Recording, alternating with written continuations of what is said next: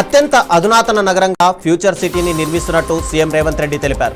2034 నాటికి 1 ట్రిలియన్, 2047 నాటికి $3 trillion economy లక్ష్యం చేరుకుంటామని వెల్లడించారు. దేశ జీడీపీలో తెలంగాణ వాటం 10% ఉండాలన్నది తమ లక్ష్యమని చెప్పారు. పరిశ్రమలకు సింగిల్ విండో ద్వారా అనుమతులు ఇస్తున్నట్టు వివరించారు. రైతు బాగుంటేనే రాష్ట్రం బాగుంటుందని సీఎం చంద్రబాబు నాయుడు అన్నారు. సాగునీటి రంగానికి తమ ప్రభుత్వం అత్యధిక ప్రాధాన్యత ఇస్తుందని స్పష్టం చేశారు. ఇరిగేషన్ శాఖకు ఎప్పుడూ ప్రాధాన్యత ఇచ్చామని, ఇకపై కూడా ఇస్తామని సీఎం తెలిపారు. తుంగభద్ర ప్రాజెక్టుకు గేటు కొట్టుకుపోయిన సమయంలో వెంటనే స్పందించి కొత్త గేటు ఏర్పాటు చేశామని గుర్తు చేశారు. భీమవరంలో వైఎస్ఆర్సీపీ అధినేత వైఎస్ జగన్ పర్యటించారు. ఆక్వా రైతులతో సమావేశమైన ఆయన ఆక్వా రంగం ఎదుర్కొంటున్న సమస్యలపై రైతులతో చర్చించారు. చంద్రబాబు ప్రభుత్వం నిర్లక్ష్యం కారణంగా ఆక్వా రైతులు ఇబ్బందులు పడుతున్నారని జగన్ ఆరోపించారు. ఓరుగల్లు వాసుల ఇలవేల్పు దైవం శ్రీ భద్రకాళి అమ్మవారి ఆలయంలో శాకాంబరి ఉత్సవాలు వైభవంగా ప్రారంభమయ్యాయి. వరంగల్ పశ్చిమ ఎమ్మెల్యే నాయని రాజేందర్ రెడ్డి జ్యోతి ప్రజ్వలన చేసి ఉత్సవాలను ప్రారంభించారు. ఉత్సవాల్లో భాగంగా అమ్మవారికి అర్చకులు సహస్ర కలశాభిషేకం నిర్వహించారు. వరంగల్ ఎంపీ కడియం కావ్య అమ్మవారిని దర్శించుకుని ప్రత్యేక పూజలు నిర్వహించారు.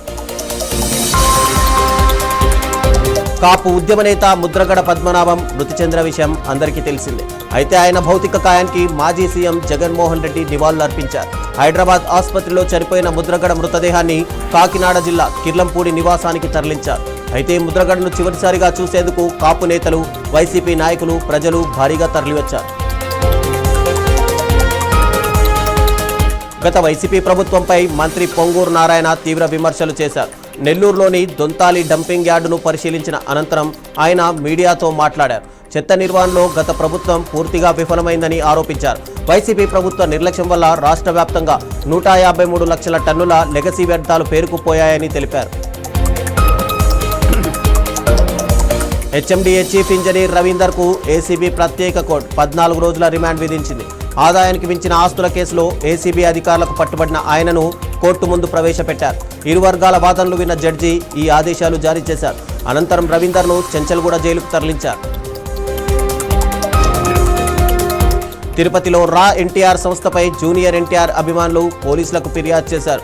రాష్ట్ర junior NTR fans association convener Krishna యాదవ్తో పాటు పలువురు అభిమానులు ఈ మేరకు పోలీసులను ఆశ్రయించారు.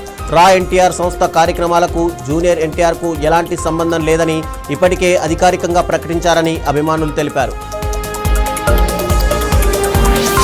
ఖమ్మం జిల్లా సత్తుపల్లిలో బీజేపీ ఆధ్వర్యంలో ఫీజు బకాయిలపై నిరసన కార్యక్రమం నిర్వహించారు. విద్యార్థులు కలిసి ఫీజు బకాయి బీజేపీ లడాయి కార్యక్రమాన్ని చేపట్టారు. అంబేద్కర్ విగ్రహం నుంచి పాత సెంటర్ వరకు బీజేపీ నాయకులు విద్యార్థులతో కలిసి భారీ ర్యాలీ నిర్వహించారు. పెండింగ్లో ఉన్న విద్యార్థుల ఫీజు బకాయిలను ప్రభుత్వం వెంటనే విడుదల చేయాలని డిమాండ్ చేశారు. మెదక్ జిల్లాలో కల్తీ పాల ముఠా గుట్టు రట్టయింది. నర్సాపూర్ మండలం రెడ్డిపల్లి గ్రామంలో కృత్రిమ పాలు తయారు చేస్తున్న కేంద్రంపై టాస్క్ ఫోర్స్ పోలీసులు దాడులు నిర్వహించారు. కల్తీ పాలు తయారు చేస్తున్న నిందితులను అదుపులోకి తీసుకున్న పోలీసులు 150 లీటర్ల కల్తీ పాలు, మిల్క్ పౌడర్, తయారీ సామాగ్రిని స్వాధీనం చేసుకున్నారు. ఘటనపై కేసు నమోదు చేసి నిందితులను విచారిస్తున్నారు. పెద్దపల్లి జిల్లా రాంపేట గ్రామంలో రైతు ఆవేదన వ్యక్తం చేస్తున్నాడు. గాలి దుమారానికి కూలిపోయిన హైటెన్షన్ విద్యుత్ స్తంభం 15 రోజులు గడిచినా అధికారులు పట్టించుకోవడం లేదని ఆరోపించారు. విద్యుత్ టవర్ పొలంలో పడిపోవడంతో వ్యవసాయ పనులకు వెళ్లేందుకు దారి లేక ఇబ్బందులు పడుతున్నానని రైతు వాపోయాడు. జనగామ జిల్లాలో గూడ్స్ రైల్లో పొగలు రావడం కలకలం రేపింది. రామగుండం నుంచి రాయచూర్ వెళ్తున్న గూడ్స్ రైల్ వ్యాగన్లో పొగలు గుర్తించిన రైల్వే అధికారులు వెంటనే అప్రమత్తమయ్యారు. స్టేషన్ గన్పూర్లో రైలును నిలిపేసి అగ్నిమాపక సిబ్బందికి సమాచారం అందించారు. ఘటనా స్థలానికి చేరుకున్న ఫైర్ సిబ్బంది మంటలను అదుపులోకి తీసుకున్నారు. ప్యారాక్వాట్ గడ్డి మందుపై కేంద్ర ప్రభుత్వం దేశవ్యాప్తంగా నిషేధం విధించడం రైతుల ప్రాణాలకు కాపాడే కీలక నిర్ణయమని తెలంగాణ రాష్ట్ర వ్యవసాయ రైతు సంక్షేమ కమిషన్ చైర్మన్ కోదండరెడ్డి తెలిపారు. తెలంగాణలో ముందుగా ఈ మందుపై తాత్కాలిక నిషేధం అమలు చేయడం, కమిషన్ విజ్ఞప్తులు, వైద్య నిపుణుల నివేదికల ఆధారంగానే కేంద్రం ఈ నిర్ణయం తీసుకుందని చెప్పారు. కేంద్ర రాష్ట్ర ప్రభుత్వాలు ఉద్యోగాల హామీలతో యువతను మోసం చేస్తున్నాయని సిపిఎం జాతీయ పొలిట్ బ్యూరో సభ్యుడు బివి రాఘవులు విమర్శించారు. హైదరాబాద్లోని ఇందిరా పార్క్ ధర్నా చౌక్ వద్ద సిపిఎం ఆధ్వర్యంలో నిర్వహించిన నిరుద్యోగుల మహాధర్నాలో ఆయన పాల్గొన్నారు. ఆర్టిఫిషియల్ ఇంటెలిజెన్స్ విస్తరణతో పలు రంగాల్లో ఉద్యోగాల కోతలు పెరుగుతున్నాయని ఆందోళన వ్యక్తం చేశారు. తెలంగాణలో ప్రభుత్వ శాఖలకు అద్దె ప్రాతిపదికన వాహనాలు నడుపుతున్న డ్రైవర్లు, యజమానులు సమ్మెబాట పట్టారు.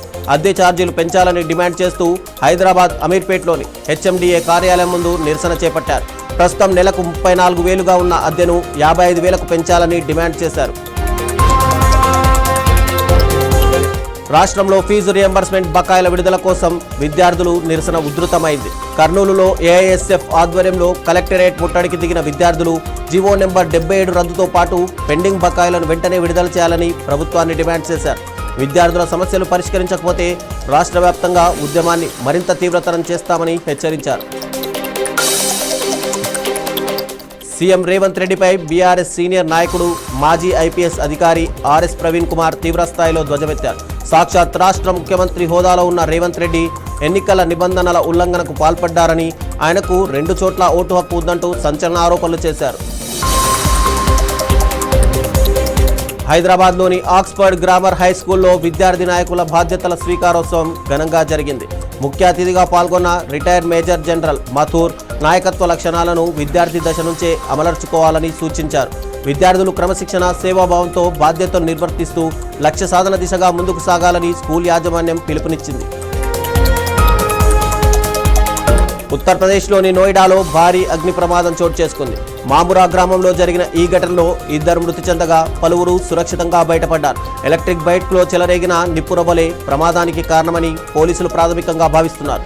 ఘటనా స్థలంలో సహాయక చర్యలు కొనసాగుతుండగా సుమారు 50 కుటుంబాలను సురక్షిత ప్రాంతాలకు తరలించారు. వికారాబాద్ జిల్లా తాండూరులో అర్ధరాత్రి దొంగతనం ఘటన కలకలం రేపింది. తాండూర్ కోకట్ రోడ్ మార్గమధ్యంలోని శ్రీ సాయి భవానీ కిరాణా షాప్ ముందుంచిన కూరగాయలు, వస్తువులను ఓ మహిళ దొంగలించినట్టు షాప్ యజమాని తెలిపారు. మంగళవారం అర్ధరాత్రి ఈ ఘటన జరిగినట్టు వెల్లడించారు.